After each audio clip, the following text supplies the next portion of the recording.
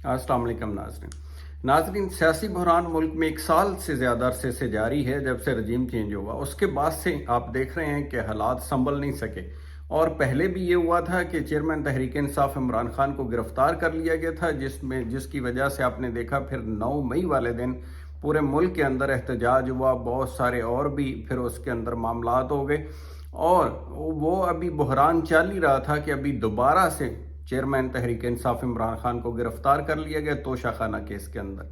पाकिस्तान के जो ever disputed cases हैं उनमें ये तोशाखाना केस भी है और इसमें बड़ा सारा अमल दखल जज साहब हुमायूं दिलावर साहब की फुर्तियाँ शामिल हैं।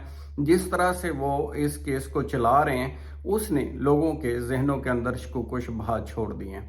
आप देखें कि वो एक ही दिन के अंदर छुट्टियों में भी 3-3 दफ़ा केस को फिक्स करते हैं, सुबह दोपहर और फिर आफ्टरनून में भी फिक्स करते हैं। और इस तरह से स्पीडीली चला है ये केस कि इसमें गवाह वगैरह पेश करने का मौका नहीं दिया गया, उस लिस्ट को भी रद्द कर दिया गया। वो रेलेवेंट थे या नहीं थे वो तो उनके बयान से पता चलना था, उनका बयान रिकॉर्ड करना चाहिए था। आइन के अंदर जो फेयर ट्रायल है आर्टिकल 10A के तहत, उसके तहत फार्मूले के तहत दूसरी पार्टी को सुना जाना चाहिए था।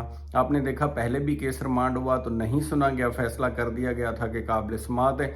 दोबारा हाई कोर्ट में गया, वहां से चेयरमैन तहरीक इंसाफ जीत गए केस और फिर मांड कर दिया गया कि इस चीज़ का दोबारा से सुनने के बाद फैसला किया जाए कि काबिल समाअत है या नहीं है, बजाय इसके कि अभी इब्तदाई मरहले का फैसला होता कि काबिल समाअत है या नहीं है। टोटल केस का ही फैसला कर दिया गया और उसमें 3 साल की चेयरमैन तहरीक इंसाफ इमरान खान को सज़ा दे दी गई, 1 लाख जुर्माना, और कॉन्सिक्वेंटली इसके रिजल्ट के तौर पर 5 साल के लिए वो सियासत से भी बाहर हो जाएंगे।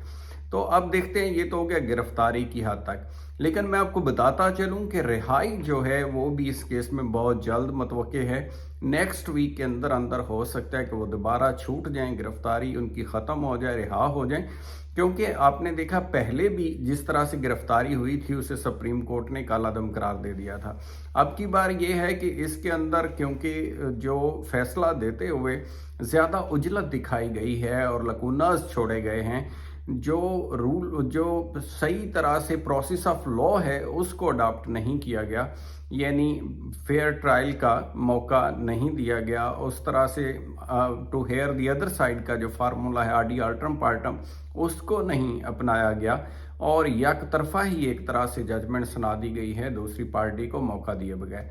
तो लिहाजा ऐसे मामलात के अंदर जब अपील जाती है हाई कोर्ट के अंदर, या हाई कोर्ट से अगर नहीं होगा तो सुप्रीम कोर्ट के अंदर जाके हो जाएगा, लेकिन रिहाई यकीनी है क्योंकि सज़ा 426 सेक्शन है, 426 जिसको कहते हैं CRPC, उसके तहत फैसले को मुअत्तल करने का अख्तियार हासिल होता है। हाई कोर्ट को भी, सुप्रीम कोर्ट को भी, तमाम अपील वाली अदालतों को यह हक हासिल होता है। अपील के साथ ही ये जुड़ा हुआ राइट है। ये एक तरह से ज़मानत की तरह का हक होता है जो किसी भी मुल्ज़म के पास होता है और अदालतें इस्तेमाल करती हैं। तो लिहाजा ये फिट केस है जिसके अंदर 426 सेक्शन जो है उसके तहत रिहाई के बहुत ज़्यादा चांसेस पाए जाते हैं। अब हम बात करते हैं कि नीड ऑफ द टाइम क्या है। नीड ऑफ द टाइम की ये है सूरत हाल कि यहाँ ज़रूरत इस अमर की है कि सियासत के अंदर ठहराव लाने की ज़रूरत है।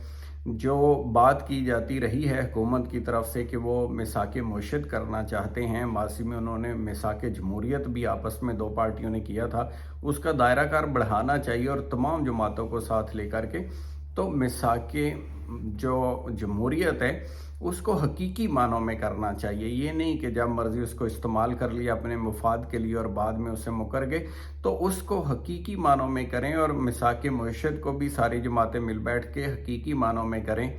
एक दूसरे का ये 90s के दौर को आगे लाना और उसी तरह से मुखालफिन को अंदर डालना और फिर सियासी केस बनाना, क्योंकि बाकी भी बेशुमार केसेस आप देख रहे हैं। फैसला जज सुप्रीम कोर्ट का फैसला था इलेक्शन करवाने का, तो उसे हुकूमत ने नहीं माना, लेकिन ये फैसला तो ऐसे लगता है कि जैसे साइन होने से भी पहले अमल दरामद हो गया, इतनी स्पीड के साथ इसके ऊपर अमल दरामद हो गया।